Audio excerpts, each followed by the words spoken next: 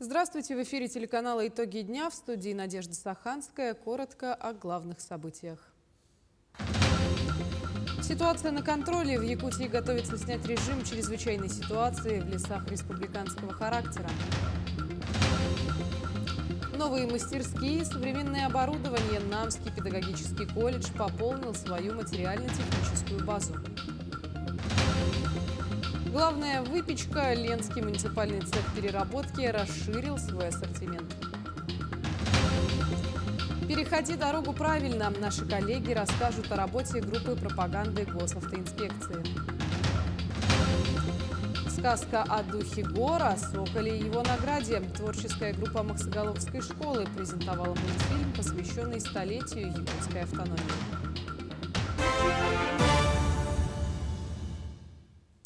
В Якутии готовится снять режим чрезвычайной ситуации в лесах республиканского характера. Об этом сообщили во время заседания оперативного штаба по лесным пожарам.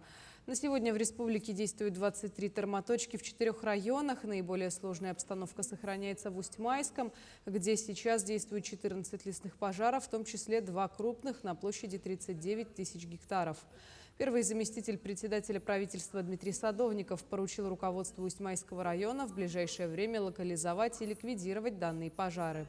Кроме того, было принято решение направить 2 вертолета Ми-8 МЧС России в соседние регионы, где сохраняется высокий класс пожарной опасности. Тем временем в Якутии пока продолжает действовать режим ЧС республиканского уровня. Также остается режим ЧС федерального значения. Те пожары, по которым принято решение о нетушении пожаров, они тоже прироста не дают. И по мере наступления суточных норм они тоже пойдут на ликвидацию. Надеемся, что ситуация уже благоволит тому, чтобы прогнозировать. И в следующие сутки мы также ожидаем уменьшения пожаров и в Алданском районе. Сегодня в связи с снятием чрезвычайной ситуации в Среднеколымском районе у нас остается с режимом чрезвычайной ситуации только Усть-Майский район. Следовательно, мы уже запустили нормативно-правовые главы о снятии чрезвычайной ситуации по республике. Энергетики центральных электрических сетей Якутскэнерго восстановили работу высоковольтной линии Кюбцы-Усть-Мая, прерванную в результате лесного пожара. В ходе оперативных работ бригада энергетиков Ильдиканского района заменила 3 опоры, поврежденные огнем, на временные. Постоянные опоры будут установлены в зимний период, когда с промерзанием грунта станет возможен проезд тяжелой буровой техники. В настоящий момент линия Кюбцы-Усть-Мая введена в работу. Дизельная электростанция Усть-Мая выведена в резерв. Электроснабжение жителей района восстановлено в полном объеме. В Якутии ведутся работы по тушению 3 лесных пожаров. Всего на территории республики действует 24. За прошедшие сутки новых не обнаружено. Также за сутки на территории Якутии ликвидировали 13 пожаров. Меры по тушению принимаются по 3. Один из них находится на труднодоступной территории. В тушениях задействовано 589 человек и 20 единиц техники. В связи с локализацией пожара в Среднеколымском районе в ближайшие дни там будет снят режим чрезвычайной ситуации. В Татинском районе сохраняется 4-й класс пожарной опасности и в Усть-Майском районе. А на остальных территориях класс не выше 3-го. А на территории республики продолжает действовать чрезвычайная ситуация в лесах регионального характера в связи с действующими пожарами в Хабаровском крае.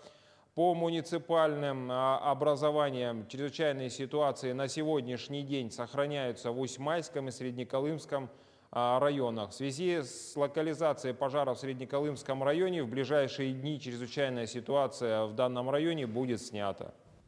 Рейды по выявлению нарушений правил охоты и пожарной безопасности проводят на территории общедоступных охотничьих угодий в Верхнеколымском районе. Государственные инспекторы Верхнеколымской инспекции проинструктировали 79 человек по обеспечению пожарной безопасности в лесах. На сегодняшний день нарушений не выявлено, рейдовые мероприятия продолжаются. 11 августа на перекрестке улиц Курашова, проспект Ленина, движение транспорта ограничено во всех направлениях. Такая мера принята в связи с организацией подготовительных работ под устройство системы поверхностного водоотвода. В Якутске продолжается ремонт 75 дворовых территорий в рамках проекта «1000 дворов на Дальнем Востоке». На благоустройство в этом году выделено 669 миллионов рублей. По результатам открытых конкурсов и аукционов заключены контракты с 3 подрядными организациями. На сегодняшний день завершено 40% запланированных работ. Подробности в следующем сюжете. В столице Якутии с опережением реализуется федеральная программа по благоустройству дворовых территорий «1000 дворов на Дальнем Востоке». На сегодня в Якутске ведутся работы по 75 дворам. Уже завершены работы по демонтажу существующих покрытий, выкорчевке пней, частично заменены грунты оснований и заасфальтированы проезды. В некоторых дворах уже установили бордюрные камни и сделали водоотводные лотки. Стройготовность в среднем порядка 40%. На сегодняшний день уже заасфальтировано в среднем около 15% дворовых территорий и выложены тротуары порядка 40%. Конечно, работы не останавливаются, ведется подготовка оснований, устройство бордюров и тому прочее. Заключены контракты с 3 подрядными организациями на общую сумму 669 миллионов рублей. 4 муниципальных контракта на 35 дворовых территорий были заключены со строительной компанией «Основа», с которой город работает уже не первый год. С нашей компанией заключено 4 муниципальных контракта по благоустройству дворовых территорий в городе Якутске. На сегодняшний день работаем по адресу улица Птицефабрика 6-7. Завершены работы по укладке тротуарной плитки, основание детской площадки. На данный момент изготавливаются малые архитектурные формы, ограждения. И все работы планируем завершить к началу сентября. При этом отремонтируют не только сами дворы, но и полностью заменят освещение.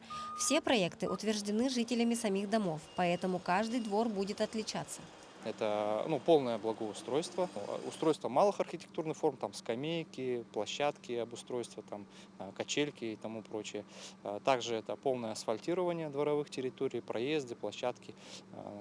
Обустройство детских площадок, это ковровое покрытие, где-то покрытие мягкое, для безопасности детей. И, соответственно, тротуары. Ожидается, что 12 дворов будут сданы ко Дню города. Все работы планируется завершить к 31 октября. Отметим, что программа реализуется в 37 муниципальных образованиях Якутии.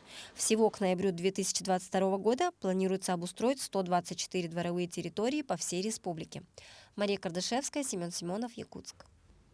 В этом году АМГА «Слобода» отмечает свой 370-летний юбилей. К этой знаменательной дате амгинцы уделяют много внимания и труда к благоустройству села. Строятся новые скверы по программе «1000 дворов» и поддержки местных инициатив. При въезде в село будет сооружен новый монумент на тему прибытия русских в АМГУ «Слободу» и 350-летия хлебопашества. На улице Цикунова на днях начнется работа по бетонированию дороги и заливке тротуара. На площади Славы идет работа по заливке тротуарных дорожек и бетонирование площади. На площади, это 1000 квадратов 10-сантиметровых бетонных, покрытий. Мы работаем неделю. Это не просто бетон залитый. Здесь залито 350, 330, 350 марки бетон. Он когда застынет через 3-4 месяца, или если уже зима будет, он будет отшлифован. А когда он будет отшлифован, он будет совсем другой. Очень много местных ребят, которых я научил к работу. Я не только делаю бетонные работы, я делаю любые строительные работы я делаю. И у меня только работают местные ребята. Я других не нанимаю.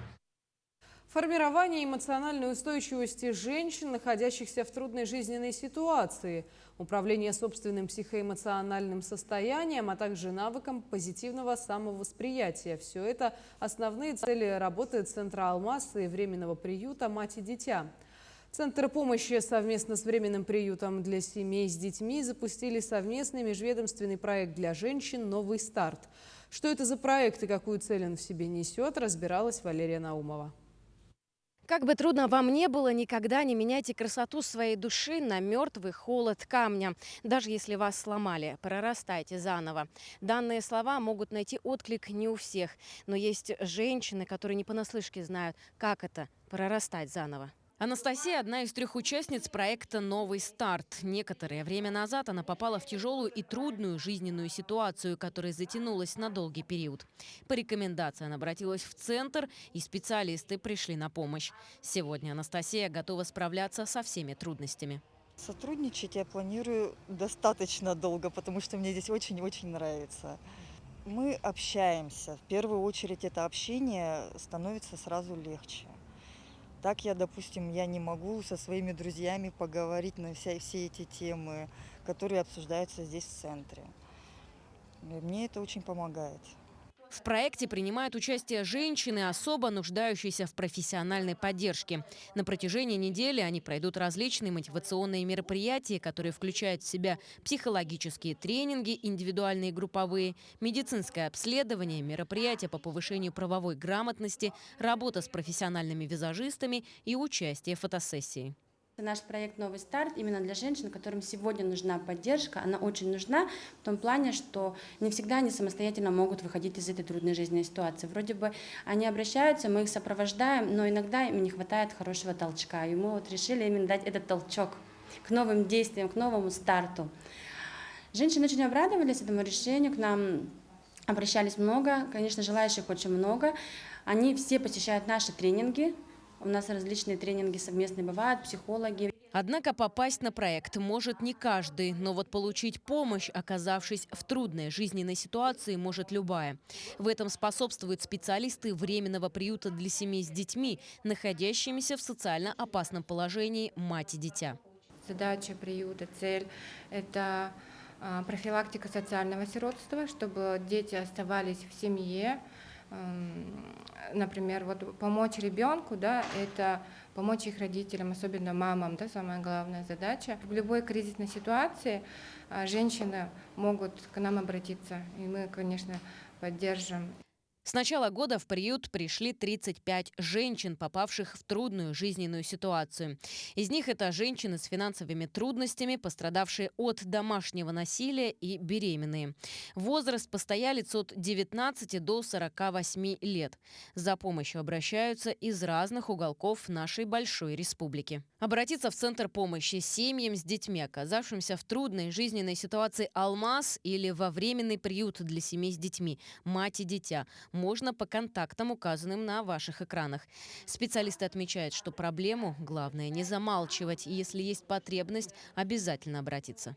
Валерия Наумова, Павел Пахомов, Якутск. В новом учебном году в Намском педагогическом колледже в рамках реализации национального проекта образования откроются 3 мастерские, оснащенные современным оборудованием. На базе созданных мастерских будут проводиться занятия по направлениям дошкольное воспитание, преподавание в младших классах и физическая культура, спорт и фитнес. В данных мастерских студенты и слушатели, обучающиеся в колледже по программам среднего профессионального образования, в том числе по программам под заказ работодателей, смогут использовать современное оборудование для отработки и закрепления профессиональных навыков. Во время занятий и демонстрационных экзаменов в мастерских будут появляться сертифицированные эксперты WorldSkills Россия с правом проведения регионального чемпионата. Нас ожидает активная работа. Во-первых, это профориентационная работа для старшеклассников, включая профессиональные пробы. Во-вторых, работа с гражданами от 12 до 65 лет. В этих мастерских они могут получить профессиональное образование. Ну и самое главное, это разработка индивидуальных программ, потому что все программы должны будут адаптированы под любой возраст. Более того, в преддверии нового учебного года в Якутске пройдет очередная ярмарка педагогических вакансий. Мероприятие состоится 19 августа с 10 до 16 часов на базе Якутского педагогического колледжа по адресу проспект Ленина, 5. В этом году в Якутии по плану комплектования образовательных учреждений предъявлено более 900 рабочих мест по педагогическим должностям.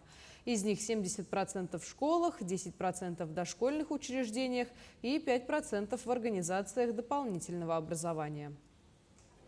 Будут принимать участие представители муниципальных органов управления образованием, директора школ, которые еще в поисках своих будущих коллег, учителей, педагогических работников. Приглашаем выпускников текущего года, которые еще не трудоустроены, граждан, педагогических работников, которые находятся в поисках работы, принять участие в работе педагогической ярмарки. Пышные булочки, ароматные калачи и тающие во рту сочники. В Ленске муниципальный цех переработки расширил ассортимент. И хотя в летний период продажи что мясной, что хлебобулочной продукции немного снизились, всю выпечку ленчане разбирают моментально. Свыше 600 единиц сдобной продукции ежедневно поступает и тут же исчезает с прилавков магазина. Анна Кожевникова сняла пробу. Цех местной переработки расширил производство. Сегодня ленчане могут попробовать сочники, калач ленский и молочный, изготовленные по собственному рецепту из батамайской продукции. Выпечку поставляют в магазин буквально из печи, свежей, ароматной и вкусной. Это не просто калач, в нем есть секретный ингредиент – творог, замешанный прямо в тесто. Буквально сегодня впервые 60 таких калачей было отправлено в батамайский фирменный магазин.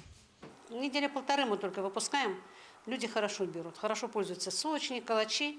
Вот сегодня еще, как говорится, новый везем калач, вот этот, который я вам говорила, ленский, мы даже ленское название сделали. Но в будущем мы стараемся развиваться, чтобы у нас производительность, чтобы население ело все новое и все свежее. Приходят пекаря у нас в 5 утра, кондитера именно.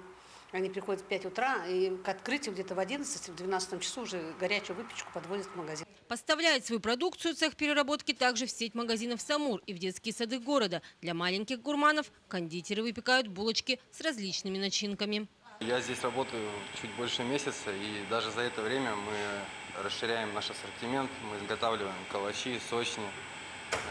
Также наш технолог собирается развивать производство в дальнейшем. Аппетиты у ленчан возросли. Если в первые 2 летних месяца процент продаж мясной и хлебобулочной продукции снизился, то к осени ленчане снова стали отдавать предпочтение котлетам и свежей выпечке. Всегда брала булки с корицей. Нам нравится. Какое у вас предпочтение? Что любите? В основном батонный хлеб берем, серый и белый. Булочки пока нельзя. Всю продукцию берем здесь. Рекордные продажи были буквально на днях. С прилавков магазинов ушло свыше 30 килограммов котлет, голубцов и купатов, 266 булочек, 203 сочника, 136 калачей. И это еще не все. Скоро ленчане смогут приобретать кексы местного производства, постряпанные на батамайском молоке и простокваше. Анна Кожевникова, Алексей Семенов, Ленск. В Якутске выросло количество дорожно-транспортных происшествий с участием пешеходов. Только за прошедшую неделю было зарегистрировано 5 дорожно-транспортных происшествий, в которых пешеходы получили различные травмы. Группа пропаганды госавтоинспекции несет службу на страже здоровья граждан, вручает им памятки, напоминает о том, что переход дороги в неположенном месте чреват не только риском потери здоровья, но и штрафами. О том, как нужно правильно переходить дорогу, расскажут наши коллеги. Незнание закона не освобождает от ответственности. Правила дорожного движения обязаны соблюдать все, в том числе и пешеходы. Но, как показывает практика, пешеходы продолжают нарушать ПДД, не боясь каких-либо санкций или риска получить травмы. За прошедшую неделю у нас инспекторами дорожно-патрульной службы было составлено более 140 административных материалов на пешеходов, которые нарушали правила дорожного движения. Пешеходы зачастую считают, что негласное правило «водитель всегда виноват» распространяется на все ситуации. А между делом это не совсем так. Пункт 10.1 предусматривает ответственность водителей за превышение скорости, а также при несвоевременном обнаружении опасности, когда у водителя имел техническую возможность избежать столкновения, наезда на пешехода, на велосипедиста с учетом того, что он ранее заметил. Говоря простым языком, если совершается наезд на пешехода или велосипедиста, вина водителя определяется исходя из времени с момента обнаружения водителем опасности до фактической остановки и технической возможности автомобиля совершить эту остановку, то есть его тормозной путь в соответствии со скоростью движения и условиями видимости. Если пешеход либо велосипедист выехал, выбежал в неположенном месте, то по практике мы рассчитываем его расстояние удаления. И при назначении экспертизы, получается, мы в исходных данных именно берем расстояние удаления к моменту обнаружения опасности именно для водителя. То есть, чем ближе к движущемуся автомобилю находится человек, резко оказавшийся на его пути, тем выше вероятность того, что водитель окажется не виноват в том, что не успел затормозить, потому что в этом случае будет отсутствовать состав преступления, и тогда водителя освободят от ответственности. Когда случается дорожно-транспортное происшествие с участием пешехода, который в неустановленном месте переходит дорогу, ну и также он получает незначительные травмы, то за данное дорожно-транспортное происшествие будет отвечать уже пешеход. То есть также он получит в первую очередь опять же штраф согласно Кодексу административного правонарушения, ну и во-вторых уже будет лечиться уже за свой счет. Переходить дорогу в месте, где нет знака пешеходного перехода, пешеход имеет право только при соблюдении нескольких условий. То есть, если в зоне его видимости нет знака пешеходного перехода, если на дороге нет разделительной полосы и если нет движущихся транспортных средств. Мария Кардашевская, Александр Жуков, Виктор Дьячковский, Якутск. Часть детей, прибывших в Якутск из подтопленных районов, отправились домой. 10 августа 42 ребенка улетели в Верхоянский район, и до этого на вертолете вылетели более 60 ребят в село Себянкёль Кобяйского района. Отметим, что всего прибыло около 400 детей, из них большая часть отдохнула во вторую смену. О том, как проходит третья, завершающая летняя смена в Сосновом Бору, узнавала Светлана Амосова. Восьмилетняя Маргарита Слепцова прилетела из города Верхоянска. Девочка с удовольствием поделилась своими впечатлениями. В лагере она подружилась с Евой и Аделией. С родителями общается ежедневно по видеозвонку. Ну а самое главное, ей понравилось, как их кормят. Мне нравится еда. 4 раза дают еду. Завтрак, обед, ужин и поздник. Поздник мне больше всего понравился. Расписание у детей интересное и обширное. Через каждые несколько часов новые занятия. Каждый день ребята на автодроме учат правила дорожного движения. И вот так вот делятся на пешеходов и велосипедистов. И на практике применяют полученные знания. Мне нравится, что здесь есть магазин. И мне нравится рисование, мне нравится физкультура. Я благодарю родителей, что отправили меня в Сосновый Бор. Очень много уроков интересных, много детей, с которыми я знакомлюсь почти каждый день. Более 125 детей из пострадавших сел Верхоянского района продолжают свое пребывание в центре Сосновый Бор. Но уже на новой смене «Я инженер». У них уже прошла одна смена легенды танцев. Вот уже приступаем ко второй смене. Дети уже к нам привыкли, рады видеть. И уже видно, что адаптировались. Помимо развлекательных и образовательных мероприятий, ребята проходят и оздоровительные процедуры. Ежедневно дети пьют кислородные коктейли, ходят на физиотерапию в соляную комнату, тем самым укрепляют организм.